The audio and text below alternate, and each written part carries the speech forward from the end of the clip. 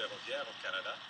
Et je vais profiter de mon temps d'intervention là-dessus pour dire que la Ville de Montréal ne fait pas exception à la règle décrite tantôt par mon collègue porte-parole en transport, tantôt par mon collègue de Winnipeg Centre, parce qu'effectivement, la Ville de Montréal, étant une des plus anciennes au Canada, a subi le même sort, c'est-à-dire ce qui était à l'époque quelque chose de très important, traverse maintenant la ville de bord en bord, puis on a absolument besoin de faire deux choses. D'assurer une communication avec les différents secteurs de la ville qui parfois sont en réflexion, en reconstruction, et une communication avec les gens responsables des chemins de fer pour qu'on puisse avoir, par exemple, des passages à niveau sécuritaire.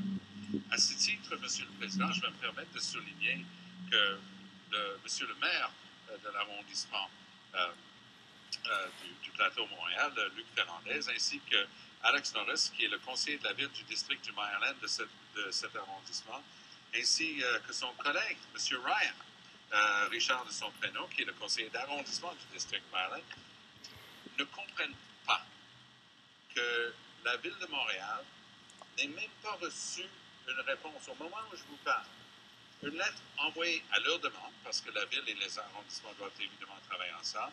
Alors, Louis Roquette, qui, on sait tous, est le directeur général de la Ville de Montréal, a écrit le 20 août 2010 à Mme Denise Neveu, directrice des affaires gouvernementales du chemin de fer canadien Pacifique. Alors, interface ferroviaire et redéveloppement urbain, secteur Saint-Viateur-Est et Bellechasse, aménagement d'un passage à niveau piéton cycliste. Alors, je vous cite une partie de cette lettre.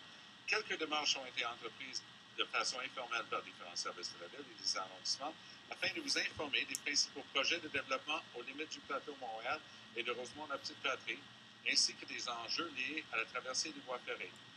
La présente vise à vous confirmer l'importance de ces projets de développement pour la Ville de Montréal, ainsi que l'opportunité de poursuivre les échanges dans la recherche de solutions novatrices afin d'améliorer l'interface. Monsieur le Président, on a essayé d'expliquer au chemin de fer en question qu'il y a 4500 personnes qui se trouvent enclavées.